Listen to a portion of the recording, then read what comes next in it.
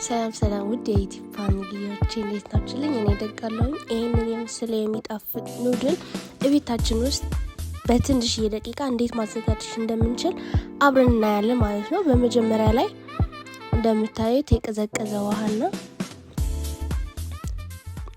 ዱቄታችን ከዛም ትንሽ የቆንጆ በርበሬ ያስገባሁበት በክዳኑ ነው የደካሁት። ከዛ ጨው፣ ከዛ የኖርማል ቂጣንትን የምንልበት ዱቄት ነበር ማለት ነው።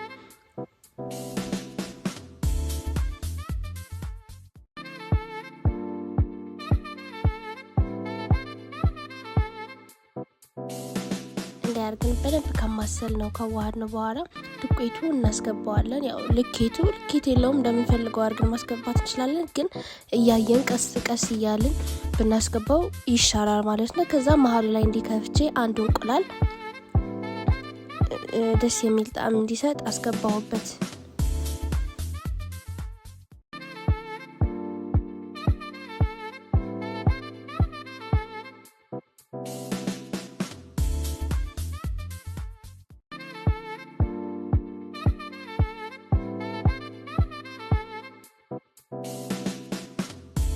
እንዲያርገን በደንብ ካዋሃድ ነው በኋላ በደንብ ለማሸት ድርቅ ማለት ስላለበት ሰፊ ቦታ ፈልገን እንዲያርገን በደንብ እያዞርን በደንብ እናሻዋለን ማለት ነው።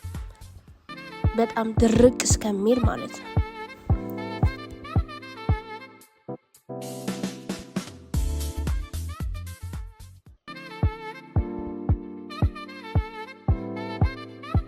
ከዛ እንዲያርገን በደንብ አድርገን ካሸነው በኋላ ፕላስቲክ አድርገን የኑድል ሶሳችን እስከምንሰራ መቀዝቀዣ ፍሪጅ ውስጥ እናስገባዋለን ማለት ነው።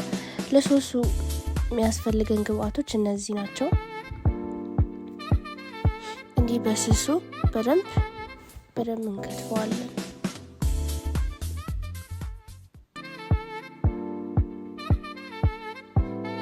ይሄም ልክ እንደዛው አድርገን አንድ አይነት ቅርጽ አስይዘን በደንብ እንዲበስልልን እንዲጠቅልለን በደንብ እንከትፈዋለን ማለት ነው።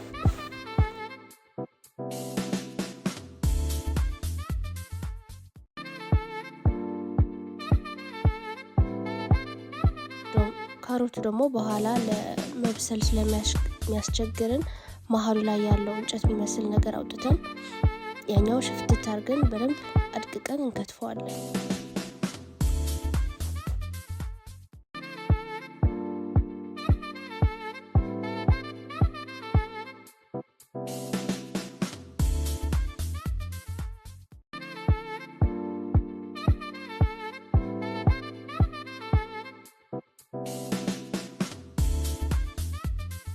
ከዛ ከትንሽ አዘጋጅተን ከጨረስን በኋላ ከፍሪጅ አውጥተን እንዲያርገን በደንብ አድርገን ዳምጠን ኑድሉን እንሰራዋለን ማለት ነው።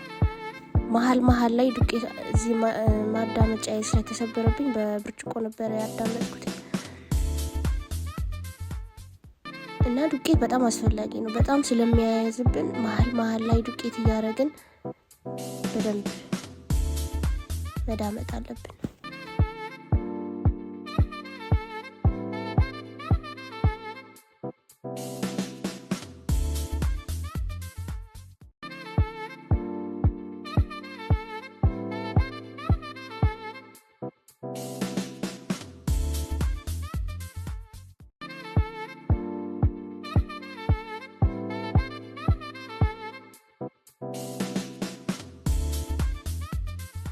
እንዲያርገን በስርዓት ካከተፍነው በኋላ እንለያየዋለን። ደስ አይልም? በጣም ለመብላት ኤክሳይትድ ነበር የሆንኩት ሰርቼ እስከምጨርስ ማለት ነው። እንዲያርገን ከዛ ከላዩ ላይ ዱቄት እንዳይያዝብን ዱቄት እንጨምርበታለን።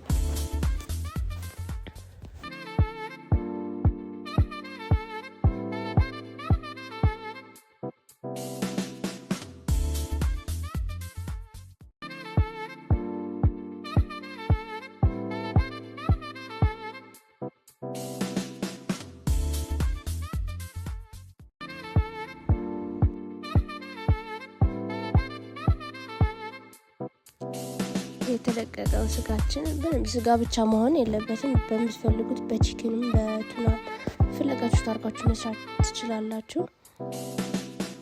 አሳ ኖርማል አሳም ማስገባት ትችላላችሁ። እኔ የነበረኝ ስጋ ስለነበረ ስጋ ነበር የተጠቀምኩት። እንደዚህ እያደረግን እያቁላላን እጃችን እያማሰለን እንዳይያዝብን ማለት ነው። በደንብ ሰርተነዋል ማለት ነው።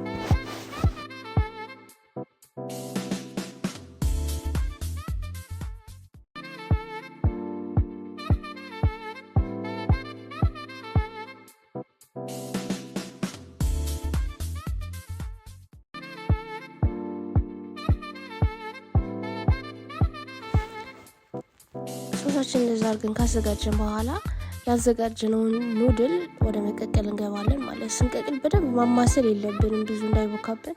ደግሞ እንደ ኖርማል ፓስታ እስከ 7 ደቂቃ ምናምን ሳይሆን 2 ደቂቃ 3 ደቂቃ ለማብሰል በቂ ነው ማለት ነው።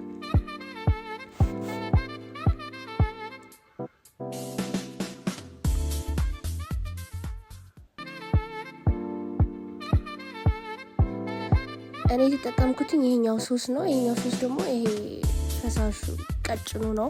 ወፍራሙ ሶስም አለ።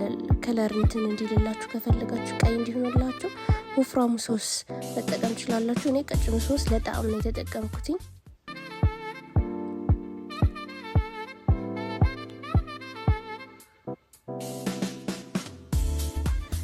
እዛ ቅመሞቻችን እናስገባለን። ቆዶ ፍርፍር፣ ከሙን፣ ኮረሪማ። ፋይናል ሪዛልቱ ይሄንን ይመስላል። ኤትስ ደስ አይልም? ለመብላት ላይ የሆነ አፕታይት ነው የሚከፍለው። እና ፋሚሊዎቼ ዩቲዩብ ቻናሌን ሰብስክራይብ፣ ላይክ፣ ኮሜንት፣ ሼር በማድረግ አግዙኝ ማለት ነው። ቻው